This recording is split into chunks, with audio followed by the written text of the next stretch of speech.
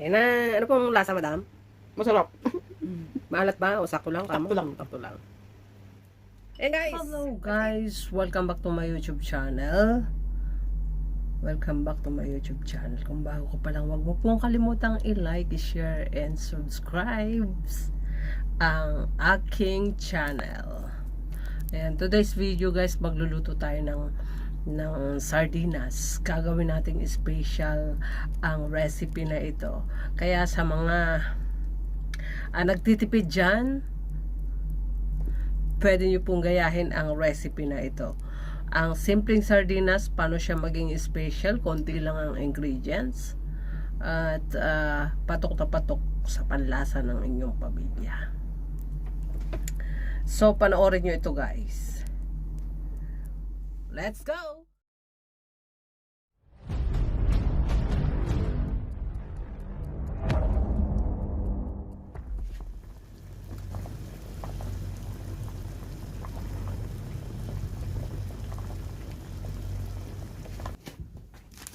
Ayan, welcome back to my YouTube channel, Vince B Vlog. Syempre, gagawin nating special nga yung sardinas na iluluto ko. O, syempre, maglaga muna tayo ng itlog. Lagain ng itlog ng 10 minutes. Ayan, meron na tayo dito ang mustard sardines. Meron tayong sibuyas, bawang at spring onion, syempre. Ayan, hugasan natin yung spring onion na malaki, magulang. Kaya masarap to guys. Syempre, linisan muna natin yung sasahog natin yung spring onion. So, ito is spring onion na special. Kaya magiging special ang ating lulutuing sardinas. Kaya nahugasan na siyang mabuti. So, slice natin yan. Slice natin yan. I-shoutout po sa inyo lahat, TGF. Ayan, challenge. Ayan, sumali ko sa challenge nito sa TGF. Ayan, i-slice lang natin ng mga 1.5 inch or whatever you want sa mga slice na gusto nyo medyo mahaba. Ito naman slice natin yung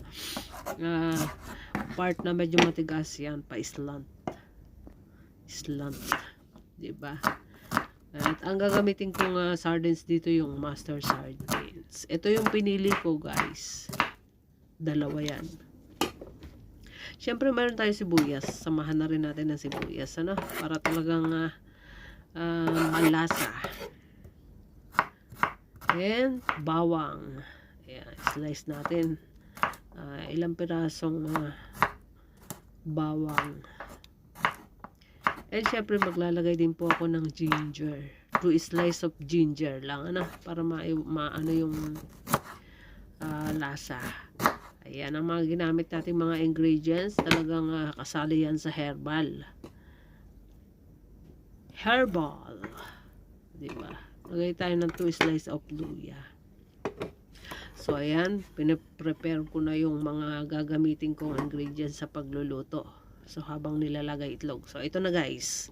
Na-slice ko na siya. And, syempre, ito yung sardinas. The mustard sardines. Ito guys, ang pinili ko. Yan, with tomato sauce. At kaya ito ang pinili ko guys kasi meron siyang omega 3. Omega 3 fatty acid, diba? Tuna. So healthy pa rin. Healthy pa rin. Yan sa mga nagtitipid dyan at sa mga magtitipid pa. Ayan, masarap na, mura pa at healthy sa ating katawan. Ito yung nilalaga kong itlog, so luto na siya.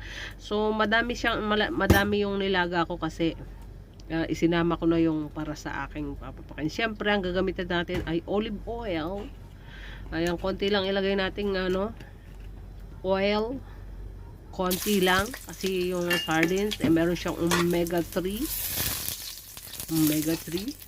fatty acid. Ayan, unahin natin yung luya, ginger. Sunod natin yung bawang. Ayan. Siyempre, pag magluluto kayo ng kahit anong ulam, painitin muna natin ng konti na yung kawali bago maglagay ng oil. So, ayan. At ilagay lang natin siya sa medium ang apoy para hindi masunog. Ayan, guys. Shoutout sa mga nanonood dyan. Thank you so much. So, isunod natin ang sibuyas. Ayan, talaga namang masustansya ito, guys. Kasi tingnan nyo naman, luya, bawang, sibuyas. Alam naman natin na masustansya ang mga ito. So, ayan, nag-brown na, guys, yung bawang. Luto na yung sibuyas. So, isunod naman natin ang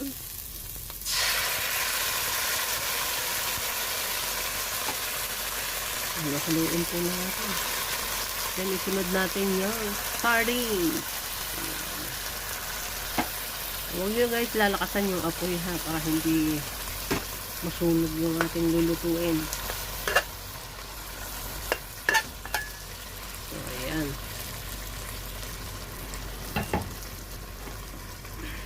Pakuluan natin ng mga 2 to 2 minutes.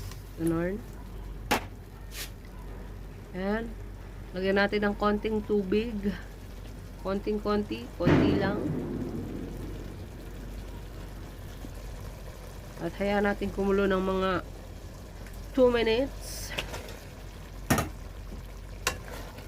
Ayan, kumulo na siya. Kumulo na. Ilagay na natin yung egg. 5 pirasong itlog lang. Kung nakikita nyo kanina, kadami kong nilaga. Syempre.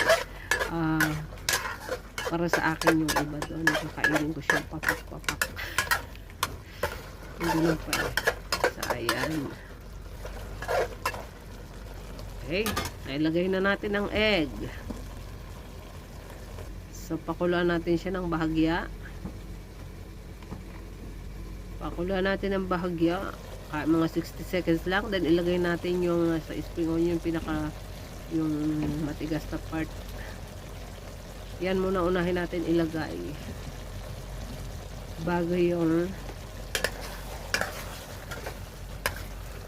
tangkayong puno muna.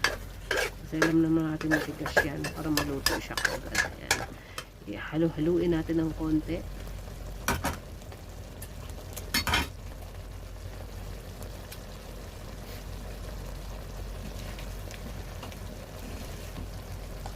Kung gusto niyo talagang tipid na tipid, guys, damihan nyo ng tubig. Joke lang. Ayan, syempre yung tama-tama lang. Ngayon, nilagay naman natin yung green part ng yan. Spring onion.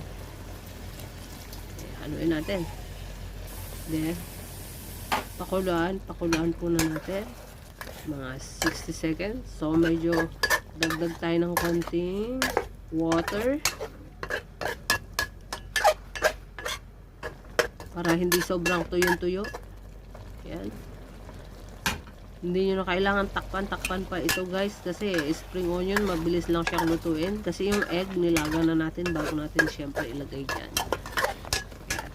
Ito ang aking pamamaraan ng pagluto para maging special ang sardinas. Napatok ang panlasa. So, hindi na natin kailangan maglagay ng mga betchin or lagay lang tayo ng konting asin. Alam nyo kaya hindi ako gumamit ng seasoning, mga ganun. Kasi, meron ng lasa yung sardinas. Merong nagbigay na rin ng masarap na panlasa. Sa panlasa yung bawang, sibuyas, kaya spring. And konting asin lang ay tama na. Okay na yon. Kung magluluto kayo ng ganito, guys, syempre tikman nyo, ha. Para sa akin okay na yung konting asin. Tikman nyo. Kung kulang pa sa panlasa nyo, dagdagan nyo ng asin. Huwag kayong gumamit ng betchin kasi yung sardinas may may timpla na yan. So, ito na guys. Lagay na natin sa plato. Ayan na ang aking special sardines. So, Alam niyo guys, bakit tapos na tayo special? magluto Kasi ng may ating itlog. Alam naman special natin na lahat ng sardinas. ng luto. Pag niluto yan, may Nakikamit itlog lang ako ng special kusina yan. ng aking kapatid. So, ito na siya guys. Simpleng ulam pero special. Sardinas lang siya, nilagyan lang natin siya ng egg.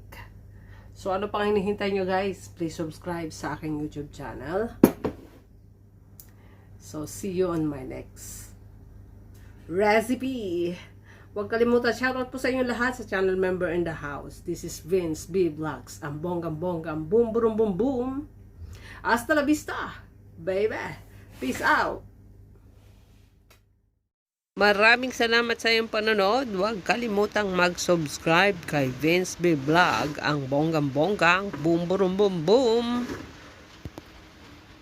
Peace out.